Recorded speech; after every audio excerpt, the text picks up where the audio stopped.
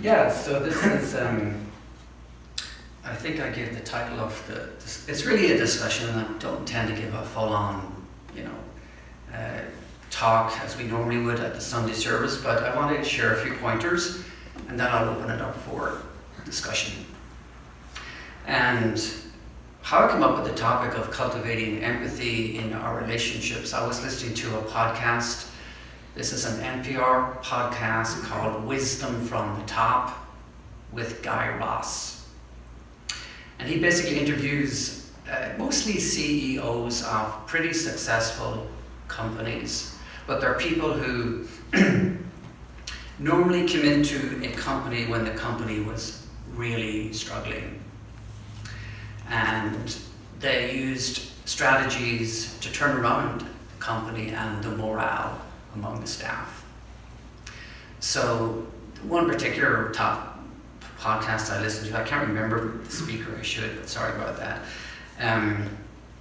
She used what she really called an empathetic approach, which really was about not only trying to elicit the best professional performance out of your staff, but engaging with them empathetically in terms of they want to professionally advance in their career, if they're struggling, whatever they might be going through at a personal, deeper human level, you learn how to engage with them at that level.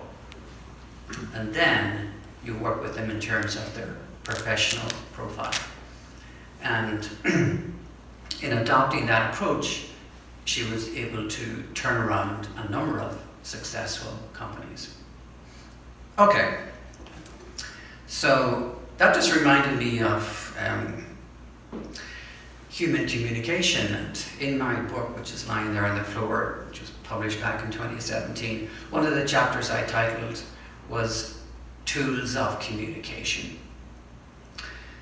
So I thought today what I would do is I will get to empathy in our lives and relationships, but on the way I want to explore how do we even get there. You just don't jump in instantly empathetically with another person. There's a roadmap you need to follow. So I'm going to begin with a short quote. If I can find it on my phone. I just thought of this morning actually. And you probably are familiar with this one. Second. This is from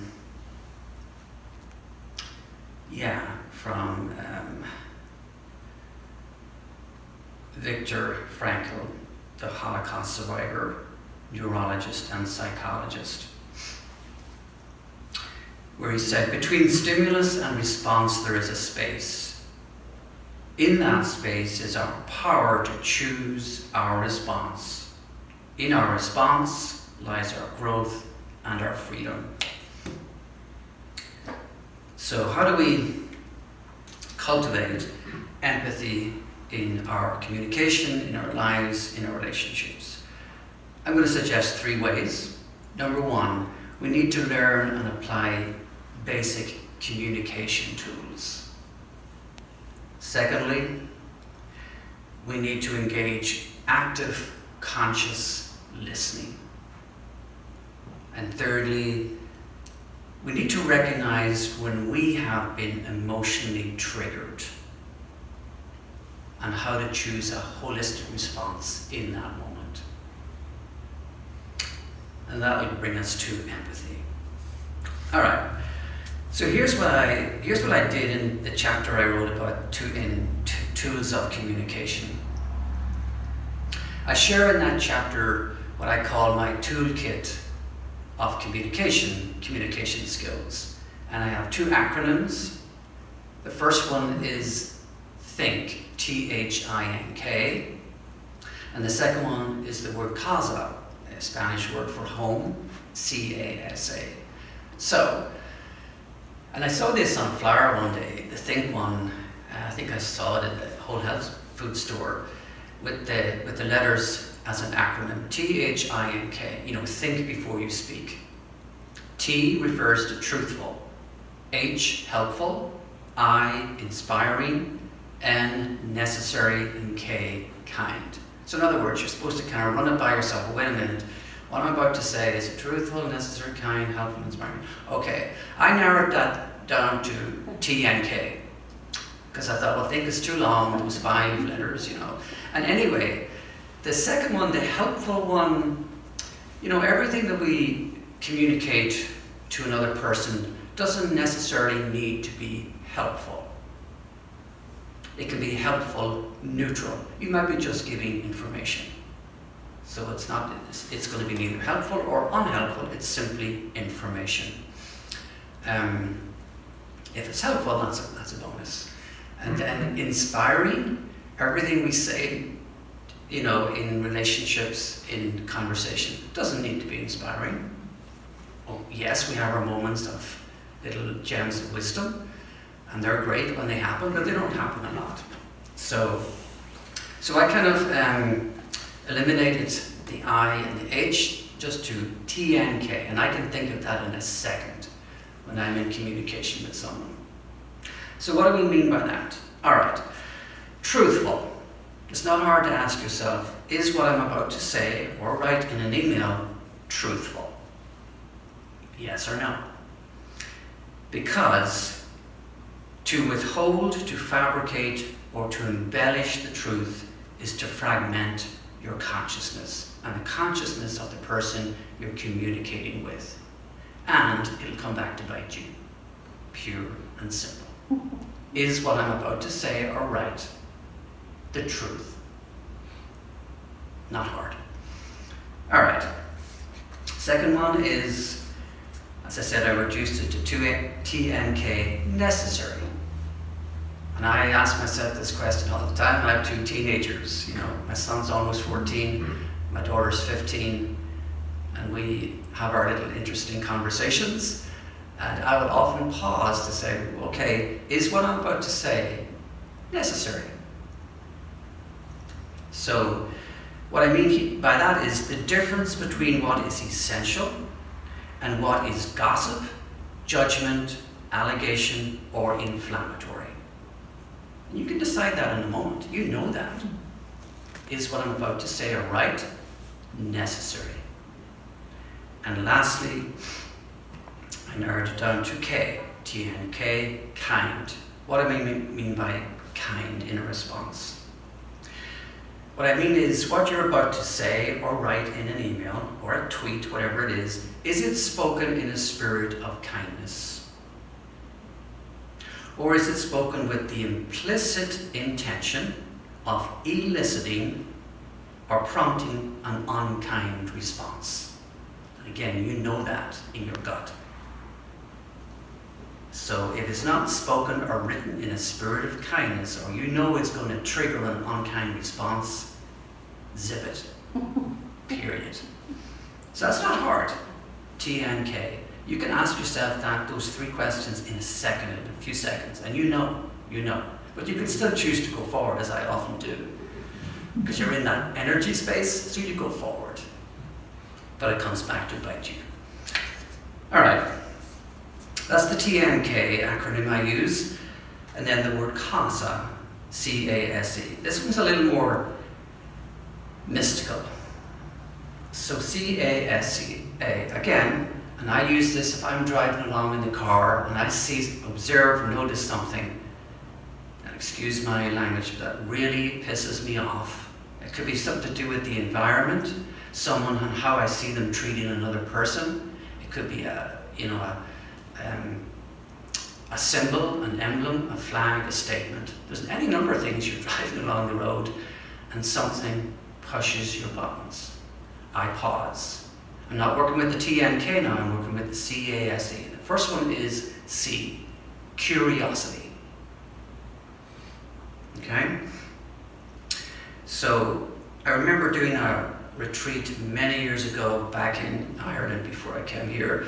I was engaged to be married briefly, but the girl I was with, we went to this little weekend retreat thing, and I remember the facilitator, we were doing communication skills, all that kind of stuff, and he said at one point, he said, look, if you're in some sort of heated exchange with your partner, rather than asking or uttering the knee-jerk response, how could you do that?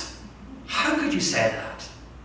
You pause and you ask them, why? Why did you do that? Why did you say what you just said? And the gap between those two questions is enormous. Because when you do the knee-jerk, how can you say what you just said, or how could you do that? What you're engaging there is judgment, condemnation, and intolerance, right off the bat. Whereas if you ask, why did you say that, or why did you do what you just did, you're asking the person, tell me who you are, because I don't know you. Tell me who you are. A world of difference. So that's the C from the CASA word when I'm out driving in the car and get my buttons pushed. The second one is A, and that stands for acceptance. I choose to accept what I cannot nor need not change or have any influence over.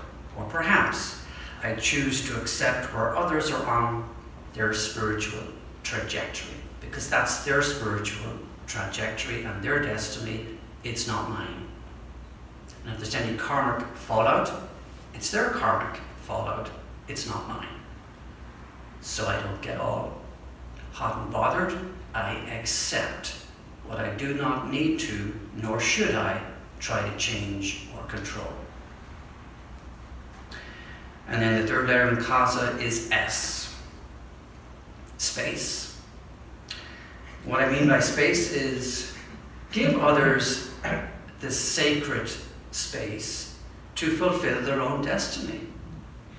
After all, you want and expect that from others, so isn't it important to give others that same space? So we need to, if you will, bless rather than suffocate the space between us. So the third letter, S, is space. The last letter of the word CASA in my communications toolkit is also an A, allowance. And I simply mean they're letting go of control and arrogance. I know better. Trusting what we don't understand has its place. I may not understand the place in that given moment in time. Maybe years ahead I will, but right now I don't understand.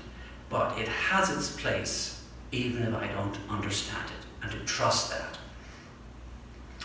So I allow others to breathe and to creatively express who they are, no matter how different that is to who I am. I allow them, I give them that permission, as I would hope and expect them to give me. And that's the word CASA. So that was number 1 on my list of how do we get to empathy.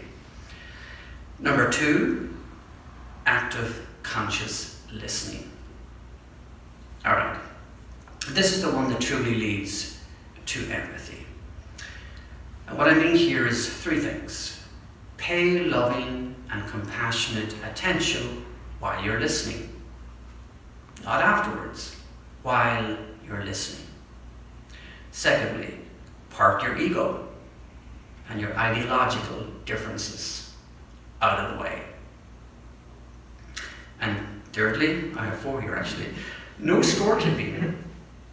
This is especially if you're in a relationship with someone for a long time. No scorekeeping or dredging up the past. Be here now in this moment with what has triggered you. Be here now. Don't be dredging up the past or keeping score. And lastly, do not formulate or rehearse your response while the person is speaking to you. We do it all the time. I know I do. And the questions you might ask in a situation like that is when you're listening, when you're actively, consciously listening. The questions, if you're going to formulate any questions in your mind, hopefully after the person has paused, and you have paused to take in their energy, The questions you really need to ask them to reach a place of empathy are, firstly, help me understand why this is important to you. Secondly, help me understand why you disagree with this particular idea. But thirdly, and most importantly, the question you need to ask is, where does it hurt? Where does it hurt? Many times in our lives, has anyone asked us, maybe apart from when we're at our practitioner, where does it hurt? I've never been asked that question, I don't think. I'm not even sure I've ever asked it of anybody either. Where does it hurt? Now that does ask that your partner, whoever you're engaging with, to be pretty vulnerable. And that's a whole other level of communication, to be vulnerable and to kind of elicit that emotional courage from within yourself. And it takes a level of comfort and trust to be vulnerable. But you need to ask that question, even if it's not answered. It gets them thinking, where does it hurt? That's what leads to true empathy. All right, coming in here, I think to land this little spiel, my last point was on the roadmap to empathy is recognizing when you have been emotionally triggered so that we can respond accordingly. And Donna will know this because I sent her a template on this when she was my volunteer client. I use the little acronym RAIN. It's not mine, I pulled it from someone else's page or whatever. When you know you've been emotionally triggered, okay, you can do the knee-jerk response to that, or you can take your pause moment to figure out why you've been emotionally triggered before you respond. So what is the RAIN acronym that I use there? First one is recognize when you have been emotionally triggered. Don't ignore it. Recognize it. I'm in an energy moment, emotional energy place right now. I don't know why, I don't know how, but I'm in it. Recognize it. That's the first one. This one's pretty simple. Then the second letter of the acronym RAIN, A, you allow. This feeling, I'm feeling anger, rage, hurt, frustration, exasperation, allow it. It belongs with you in that moment. It belongs. You tell it. You say, you belong here. You belong. For this moment, you belong. And then the third letter from the word RAIN is investigate. Now you may not do that in the moment. That might be something you might have to do a little later after you've recognized and allowed the emotional energy to wash through you. Either then or later in the day, you investigate very tenderly and gently with yourself. Okay, what's underlying? What is underlying how I'm triggered, how I got triggered today? What do I need in this moment? Do I need to forgive someone? Do I need to forgive myself? Do I need to be loved? Am I anxious? Am I afraid?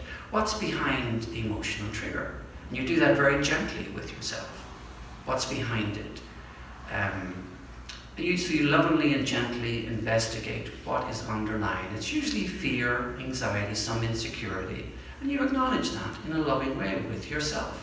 You're not ministering to yourself, not the other person. You're ministering to yourself. You're investigating tenderly and gently what's underlying that. What's the emotional history to that? And then lastly, the letter in the word RAIN is N. You nurture. You place your hand over your heart, where the feelings are centered and anchored. And you can do it in a form of prayer, meditation, maybe a breathing technique. You just open yourself up to nurturing the pain or the leftover fallout energy, whatever it is, nurturing it gently and knowing you're in a place of peace and clarity, and you can release it. And you're healed and you're whole. So it's a little process, but that the RAIN, I use that quite a lot. It's just by pausing, and taking those few seconds. That space between a thought and an action for a response is a huge space.